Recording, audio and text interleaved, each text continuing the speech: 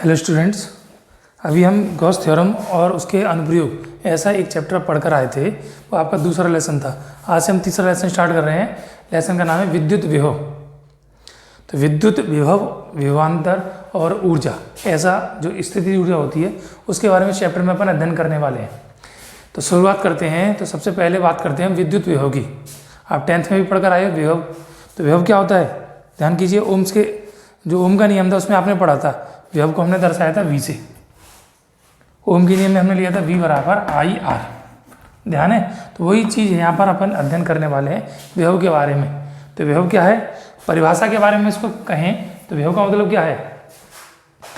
गुरुत्वीय विभव आप 11वीं क्लास में पढ़कर आए थे, तो वहाँ पर भी पढ़ा होगा। वही बात है, और गुरुत्वीय क्षेत्र में था, यहाँ विद्युत क्षेत्र में है। तो गुरुत्वीय क्षेत्र में होने के कारण उसका नाम गुरुत्वीय विभव था, विद्युत क्षेत्र में होने के कारण इसका नाम विद्युत विभव है।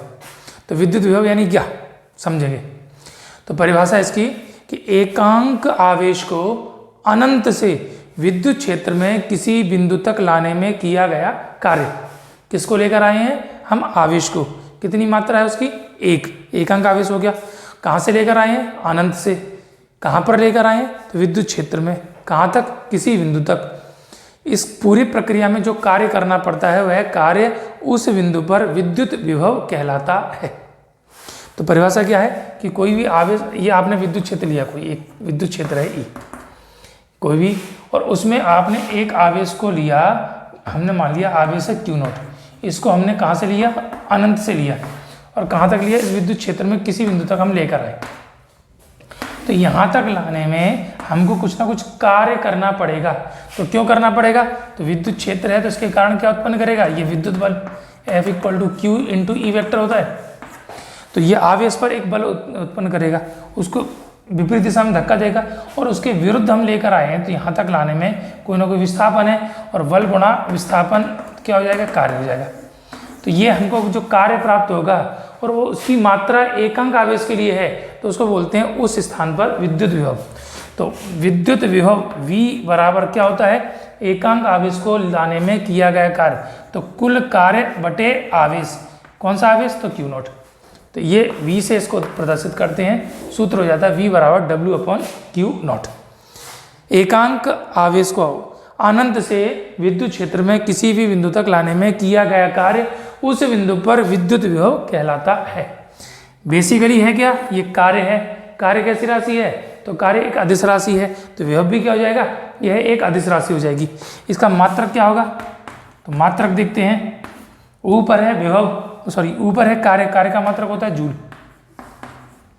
नीचे है आवेश, आवेश का मात्रक होता है कूलम।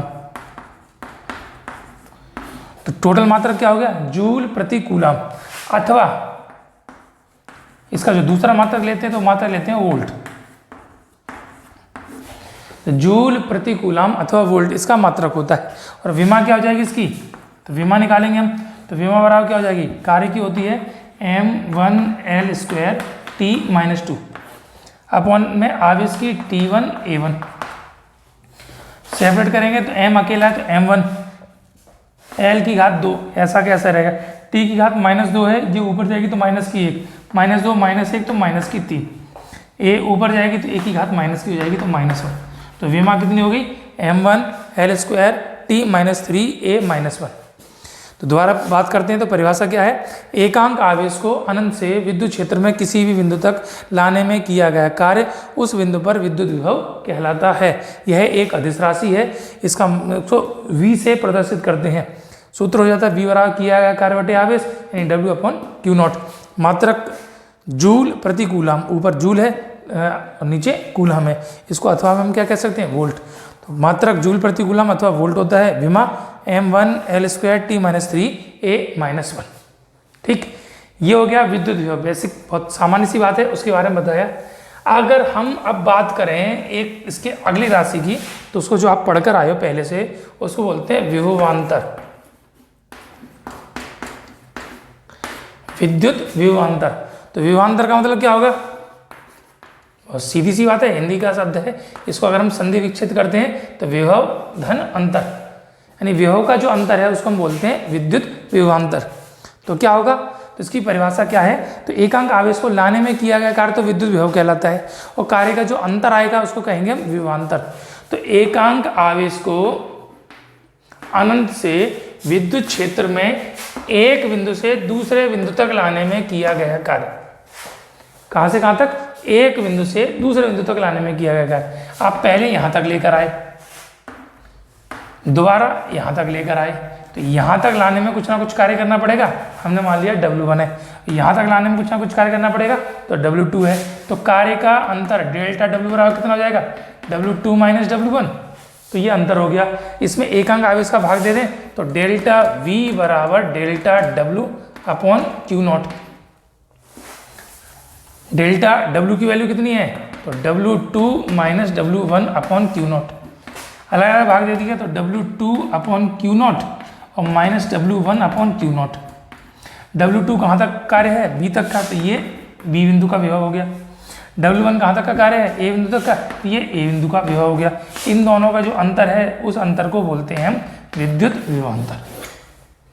तो परिभाषा क्या हो जाएगी, एकांक आवेश को अनंत से विद्युत क्षेत्र में एक बिंदु से दूसरे बिंदु तक ले जाने में किया गया कार्य उन बिंदुओं के मध्य विद्युत विभवांतर कहलाता है।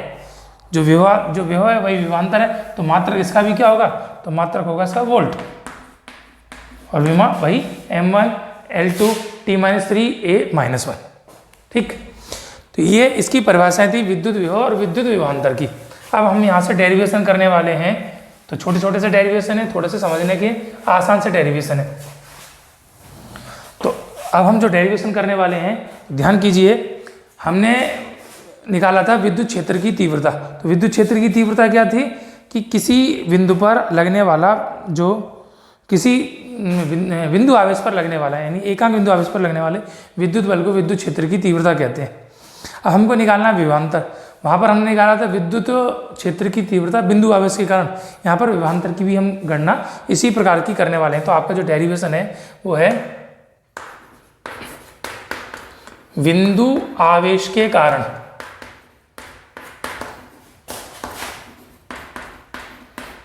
विद्युत विभव। विभव हमको ज्ञात करना है, किसके कारण करना है, बिंदु आवेश के कारण। तो कैसे ज्ञात करेंगे, तो ध्यान दीजिए, यहाँ पर बिल्कुल वैसे डेरिवेशन जैसा हमने पहले किया था।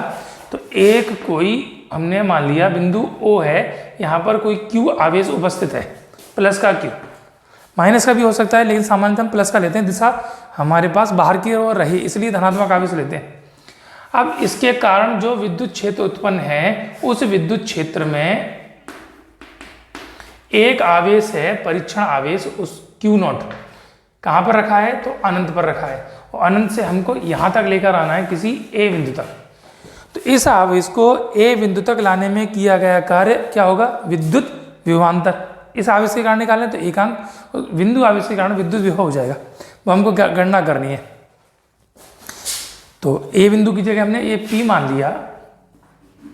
अब क्या काम करना है कि इस आवेश को विद्युत क्षेत्र के विरुद्ध P बिंदु तक लेकर आना है, कितनी दूरी पर, O बिंदु से R दूरी पर हमको लेकर आना है। तो कैसे लेकर आएंगे, सीधा उठा के तो यहाँ रख नहीं देंगे, हर एक स्थान पर लेकर आना पड़ेगा। तो यहाँ से जो अनंत तक की दूरी है उसमें हम दो भागों के बारे में विचार करते हैं। एक भाग हमने मान लिया A, एक भाग मान लिया B। हमने माना यहाँ से यहाँ तक की जो दूरी है वो x है, O से लेकर B तक की दूरी x है, और A से लेकर B तक की जो दूरी है वो छोटी सी दूरी है, हमने dx मान लिया। तो इस आवेश को हम अनंत से ना लाकर A बिंदु से B बिंदु तक लाने में किए गए कार्य की गणना करेंगे। जो कार्य आ जाएगा उसका समाकलन कर देंगे तो कुल कार्य आ जाएगा, और कुल कार्य में हम आवेश का भाग दे देंगे तो विद्युत विभव आ जाएगा। बात समझ में आ गई।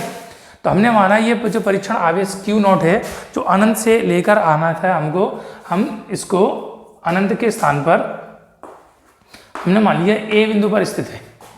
तो A बिंदु से B बिंदु तक ले जाने में किया गया कार्य, इतना हमको कार्य याद करना है, और उसका समाकलन कर देंगे तो हमारे पास कुल कार्य आ जाएगा। बहुत सरल सी बात है। तो कैसे काम करना है, तो माना Q0 बिंदु A पर उपस्थित है, तो Q और Q0 के बीच लगने वाला विद्युत बल कूलाम के नियम से F कितना होता है, K Q1 Q2 upon R square.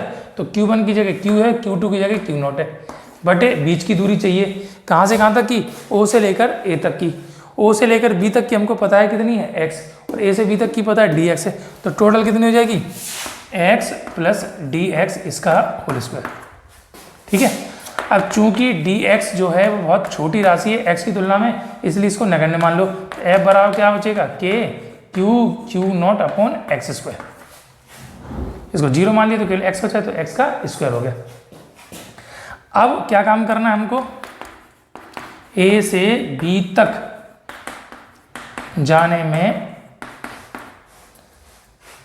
किया गया कार्य, छोटा सा विस्थापन है तो छोटा सा कार्य मान लिया डी डब्ल्यू। क्या होता है एफ वेक्टर डॉट विस्थापन, और विस्थापन कितना है डी एक्स। ध्यान देंगे यहाँ पर जो बल लगेगा वो बल कैसे लगेगा, इस पर जो एफ की दिशा है वो विद्युत क्षेत्र की दिशा में बाहर की ओर है, और विस्थापन हो रहा है डी एक्स इस दिशा में। तो बल और विस्थापन परस्पर विपरीत दिशा में हो गए, तो विपरीत दिशा में हो गए तो एंगल कितना हो जाएगा 180। तो सूत्र बन जाएगा F D x cos 180 degree. Cos 180 का मान -1, तो माइनस का एफ इंटू डी एक्स आ जाएगा।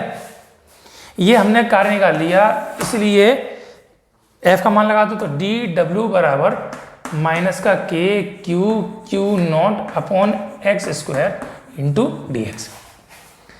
तो ए बिंदु से बी बिंदु तक क्यू नॉट आवेश को ले जाने में किया गया कार्य हमने ज्ञात कर लिया। हमको लाना कहाँ से है, तो वास्तविकता में लाना है हमको अनंत से, और कहाँ तक लाना है पी बिंदु तक। तो अतः अनंत से पी बिंदु तक लाने में किया गया कुल कार्य, तो W बराबर समाकलन डी डब्ल्यू का मान लगा दिया, तो माइनस का के Q not upon x square into D x. अब समाकलन किसके सापेक्ष हो रहा है, दूरी x के सापेक्ष। x क्या चीज़ है, वो दूरी है, तो दूरी के सापेक्ष समाकलन हो रहा है, तो दूरी के सापेक्ष समाकलन होगा तो लिमिट किसकी लगेगी, दूरी की। कहाँ से स्टार्ट किया, अनंत से, और कहाँ तक किया पी बिंदु तक। तो यहाँ से यहाँ तक की दूरी तो अनंत है, यहाँ से यहाँ तक की दूरी कितनी है r, तो लिमिट हो जाएगी अनंत से लेकर r तक। वैल्यू पुट करेंगे तो W बराबर माइनस का के, Q और Q नॉट कांस्टेंट है, समाकलन बचेगा 1/x स्क्वायर और dx, लिमिट अनंत से लेकर r तक। ठीक, अब हमको इसका समाकलन करना है, बस छोटा सा काम है। क्या काम करना है इसका, समाकलन।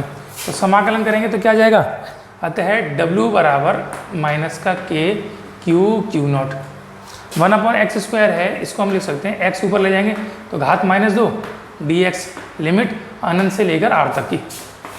W बराबर माइनस का के क्यू नॉट। अब हमको समाकलन इसका करना है, तो ध्यान कीजिए सूत्र आपने पढ़ा था x की पावर n का समाकलन, तो कितना होता है x की पावर n+1 अपॉन n+1।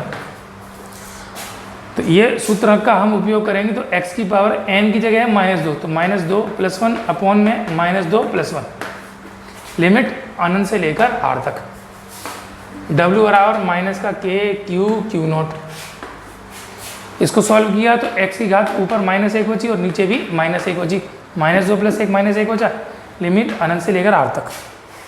यहाँ माइनस का चिन्ह बाहर लेकर जाएंगे तो बाहर माइनस का, अंदर माइनस का, टोटल प्लस का हो जाएगा, तो W बराबर हो जाएगा प्लस के क्यू नॉट x की पावर -1, लिमिट अनंत से लेकर r तक। W बराबर के क्यू नॉट, माइनस बाहर गया तो प्लस का हो गया। अब ये x की पावर -1 है, इसको 1/x कह सकते हैं, तो लिमिट अनंत से लेकर r तक। अब हमको केवल लिमिट लगाकर इसको हल करना है, तो लिमिट लगाकर इसको सॉल्व करेंगे तो क्या आ जाएगा हमारे पास रिजल्ट, ध्यान देंगे। तो W बराबर के क्यू नॉट, पहले अपर लिमिट लगाएंगे तो x की जगह r लगा दो 1/r, माइनस लोअर लिमिट लगानी है तो 1/अनंत। चूँकि 1/अनंत की वैल्यू क्या होती है 0, तो W बराबर के क्यू नॉट, ये बचेगा 1/r -0, तो W बराबर बचेगा हमारे पास के क्यू नॉट, केवल r बचा तो अपॉन में। तो जो आवेश था क्यू नॉट उसको हमने अनंत से लेकर आए, और कहाँ तक लेकर आए, P बिंदु पर जिसकी दूरी r है वहाँ तक लाने में किया गया कार्य ये हो गया। हमको निकालना है विभव। क्या निकालना है यहाँ पर, विभव। अतः बिंदु P पर विद्युत विभव, बिंदु P पर विभव, तो जिस आवेश को लेकर आते हैं उसका भाग देते हैं। तो V बराबर आवेश हम कौन सा लेकर आए हैं, Q नॉट, तो Q नॉट का भाग दिया। अगर आवेश हम Q लेकर आते हैं तो Q का भाग देते, जिस आवेश को लेकर आते हैं उसका भाग दे दिया। तो मान लगाएंगे K Q नॉट अपॉन कितना है R, और बटे में Q नॉट से Q नॉट कट गया, V बराबर आ जाएगा K Q अपॉन R। ये हो गया आपका बिंदु आवेश के कारण विद्युत विभव। मात्रक क्या हो जाएगा, वोल्ट। तो क्या काम करना था, तो काम हमको ये करना है कि अनंत से ए तक की जो दूरी है उसको हमने छोटे छोटे हिस्सों में बांट दिया, छोटे छोटे हिस्सों में बांट दिया। तो उसमें एक छोटा सा हिस्सा ले लिया हमने ए से बी तक का, जिसकी दूरी dx है, और बिंदु बी तक की जो दूरी x है। तो एक छोटे से हिस्से में हमने कार्य की गणना की। तो कार्य के लिए हमको क्या चाहिए, पहले बल, तो पहले बल ज्ञात किया, उसके बाद फिर हमने कार्य का सूत्र लगाया। एक दूसरे के विपरीत दिशा में तो कोण 180 हो जाएगा, यानी माइनस का हो जाएगा। हमने कार्य निकाल लिया, उसके बाद उसका समाकलन कर देंगे। लिमिट कहाँ से कहाँ तक की है, अनंत से लेकर r तक की। तो ये रिजल्ट आ जाएगा हमारे पास V = KQ अपॉन R। विद्युत विभव है तो मात्रक वोल्ट। ये हो गया बिंदु आवेश के कारण विद्युत विभव। नेक्स्ट टॉपिक देखते हैं। चलिए नेक्स्ट टॉपिक देखते हैं। नेक्स्ट टॉपिक क्या है, विद्युत द्विध्रुव के कारण विभव। अब हमको विभव की गणना करनी है, किसके कारण करनी है, विद्युत द्विध्रुव के कारण। तो विद्युत द्विध्रुव हम पहले चैप्टर में पढ़कर आए थे, उसमें विद्युत क्षेत्र की तीव्रता हमने ज्ञात की थी अक्ष पर निरक्ष पर किसी कोणीय स्थिति पर। वहाँ दिशा की आवश्यकता थी, इसलिए हमने अलग अलग स्थितियों में निकाली। ये अदिश राशि है, तो अदिश राशि के लिए दिशा की कोई आवश्यकता नहीं है, तो हम किसी एक इसकी यूनिक वैल्यू निकाल लेते हैं। उसका अलग अलग स्थितियों में कोण का मान बदलकर हम इसकी गणना अक्ष पर निरक्ष पर भी कर सकते हैं। तो क्या काम करना है, थोड़ा समझने का है डायग्राम इसका। देखिए, एक विद्युत द्विध्रुव के बारे में विचार करते हैं। दो आवेशों से मिलकर बना है, एक -Q है और एक +Q है। बीच की दूरी 2L है। इसका जो मध्य बिंदु है वो O है, और O से हमने माना थीटा कोण पर और R दूरी पर एक कोई बिंदु P है, जहाँ पर हमको विद्युत विभव की गणना करनी है। बिंदु P पर विभव की गणना करनी है इस पूरे द्विध्रुव के कारण। ठीक है, अभी हमने एक आवेश के कारण विभव की गणना की थी। यहाँ पर दो आवेश है तो दोनों के कारण अलग अलग विभव होगा, तो दोनों के कारण अलग अलग विभव चाहिए। V का सूत्र आया था KQ अपॉन R, यानी आवेश चाहिए और बीच की दूरी चाहिए। कहाँ से दूरी चाहिए, आवेश से। तो -Q से P तक की दूरी देखिए, हमने मान लिया ये R1 है, और +Q तक की दूरी देख लिए, ये हमने मान लिया R2 है। तो दोनों के कारण विभव आ जाएगा, कितना कितना आ जाएगा, तो -Q आवेश के कारण विद्युत विभव, तो V1 हमने मान लिया, तो K -Q बटे बीच की दूरी R1। इसी प्रकार +Q आवेश के कारण विद्युत विभव, तो K +Q और बटे बीच की दूरी कितनी है, R2। अतः कुल विभव V बराबर अदिश राशि है तो जुड़ जाएगा सीधे सीधे V1 + V2। दिशाओं का इसमें कोई योगदान नहीं है, तो K -Q बटे R1 और K +Q बटे R2। ठीक है, V = क्या हो जाएगा, इसमें K कॉमन है और Q कॉमन है, क्या हो जाएगा, -1/R1 और +1/R2। एलसीएम लेके इसको सॉल्व करेंगे तो V बराबर KQ, एलसीएम लिया तो एलसीएम हो गया R1 × R2। यहाँ आ जाएगा तो माइनस का R2 और प्लस का R1। तो V बराबर KQ, तो R1 प्लस का है, R2 माइनस का है, बटे में R1 × R2। ये हो गया बिंदु P पर विद्युत विभव KQ R1 - R2 बटे R1 × R2।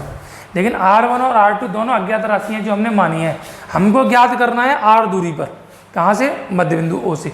तो मध्य बिंदु O से हमको जो R दूरी पर इसकी गणना करनी है, तो उसके लिए हमको क्या काम करना पड़ेगा। अब उसके बाद थोड़ा सा ज्योमेट्री का काम है, ध्यान से देखिए। विद्युत द्विध्रुव के बारे में पढ़ चुके हैं। यह क्या होता है, एक ऐसा निकाय होता है जो दो आवेशों से मिलकर बनता है। प्रकृति में विपरीत और परिणाम में बराबर, दोनों के परिमाण तो Q है और प्रकृति एक की ऋणात्मक और एक की धनात्मक है। और बीच की जो दूरी है वो कैसी है, अत्यंत अल्प है, बहुत छोटी दूरी है। डायग्राम में अपन बड़ा करके दिखा रहे हैं, लेकिन एक बहुत छोटी सी डिस्टेंस है। अब इस डिस्टेंस को अपने को निकालने के लिए हम क्या काम करते हैं, इस भुजा को थोड़ा सा एक्सटेंड करते हैं। इस भुजा को हमने बढ़ाया, ये हमने माना था बिंदु A और ये B, ये O बिंदु है। अब क्या काम करेंगे, A से इस पर एक लंब डालेंगे, एक लंब डाल दिया। हमने माना ये इसको काटता है C बिंदु पर। ऐसे ही बी से इस पर एक लंब डालेंगे तो ये माना डी बिंदु पर काटता है। लंब है तो ये 90 डिग्री हो गया, ये 90 डिग्री हो गया। ये कोण थीटा है तो शीर्ष अभिमुख से ये भी कोण थीटा हो जाएगा। ये भुजा यहाँ से यहाँ तक की एल है और ये भुजा यहाँ से यहाँ तक की एल है। तो ऐसा हमने क्यों किया, ध्यान देंगे। चूंकि ए और बी द्विध्रुव के दो एंड हैं जो आपस में बहुत छोटी दूरी पर हैं, इसका अर्थ यह है कि बिंदु ए और सी बहुत नज़दीक होंगे, लगभग एक दूसरे के पास होंगे। तो इसका अर्थ ये हुआ कि ए से पी तक की दूरी और सी से पी तक की दूरी लगभग बराबर हो जाएगी। तो ये बहुत दूरी अल्प है, इसको नेगेटिव मान लेंगे। सेम कंडीशन यहाँ पर आएगी, बी से पी तक की दूरी और डी से पी तक की दूरी ये भी बहुत छोटी है, तो ये दोनों एक दूसरे के क्लोजर आ जाएंगे। तो इसका मतलब है डी से पी तक की दूरी R2 के बराबर हो जाएगी और सी से पी तक की दूरी R1 के बराबर हो जाएगी। अब हमको R1 का मान R और L के पदों में निकालना है, उसके लिए अब हम ज्योमेट्री का यूज करेंगे। कैसे यूज करेंगे, तो हमारे पास समकोण त्रिभुज हो गया ACO। लंब कहाँ से डाला है, ए से डाला है। कहाँ पर डाला है, सी पर डाला है, तो ये O हो गया। कोण कहाँ पर है, O पर है। कितना कोण है, थीटा। ए से लेकर O तक की भुजा कितनी है, वो L है। हमको ज्ञात करनी है सी से लेकर O तक की भुजा, तो इसके लिए ये आधार का काम करेगी। तो सूत्र क्या लगेगा, cos थीटा। cos थीटा और आधार बटे कर्ण। आधार तो CO है और कर्ण कितना है, L। क्रॉस मल्टीप्लाई करेंगे तो CO की वैल्यू L cos थीटा। ठीक है। इसी प्रकार दूसरा ट्रायंगल लिया हमने, तो दूसरा ट्रायंगल क्या है, हमने लंब कहाँ से डाला है, बी से। कहाँ पर डाला है, डी पर, और ये O पर है। ये कोण थीटा, ये कर्ण का काम L। तो DO का मान निकालेंगे तो DO का मान भी कितना हो जाएगा, L cos थीटा। तो CO और DO जो एक्स्ट्रा डिस्टेंस है C से O तक की और D से लेकर O तक की, उनकी हमने गणना कर ली। कितनी आई है, L cos थीटा। अब इस L cos थीटा के साथ अगर हम सिमिलरिटीज़ देखेंगे तो क्या आएगा, डायग्राम का काम है, ज्योमेट्री का काम है, कुछ नहीं, बहुत सरल सी बात है, थोड़ा सा ध्यान देंगे। तो चूंकि बिंदु A और बिंदु C एक दूसरे के नज़दीक हैं, इसका अर्थ ये होगा कि A से लेकर P तक की दूरी लगभग बराबर होगी किसके, C से लेकर P तक की दूरी के बराबर। अब देखिए AP, C से P तक की जो भुजा है, C से लेकर P तक की भुजा, इसको दो हिस्सों में हम बांट सकते हैं। क्या क्या बांट सकते हैं, P से लेकर O और प्लस O से लेकर C कर सकते हैं। तो P से लेकर O और प्लस O से लेकर C तक का। A से P तक की भुजा ये R1 है। चित्र में देखिए P से लेकर O तक की भुजा कितनी है, इस भुजा के बराबर, ये भुजा कितनी है, R, और प्लस O से लेकर C तक की भुजा हम निकाल चुके हैं, कितनी है, L cos थीटा। ठीक, तो ये हमने R1 का मान R और L के पदों में निकाल लिया। इसी प्रकार दूसरा हम देखेंगे, B से लेकर P तक की दूरी लगभग बराबर D से लेकर P तक की दूरी के बराबर। अब इसमें क्या होगा, इसमें इतना हिस्सा फालतू था तो जोड़ा, इसमें इतना हिस्सा कम है तो घटा देंगे। किस में से घटाएंगे, PO में से। कितना घटाएंगे, DO घटा देंगे। ये भुजा R2, ये भुजा R और ये भुजा L cos थीटा। तो R1 का मान हमारे पास आ गया और R2 का मान हमारे पास आ गया। ये दोनों के दोनों मान हम यहाँ लगा दें, तो ये दोनों मान समीकरण 1 में रखने पर, कौन कौन से मान, R1 और R2, ये दोनों ही मान कहाँ पर लगाएंगे हम, समीकरण 1 में। तो समीकरण 1 में मान रखने पर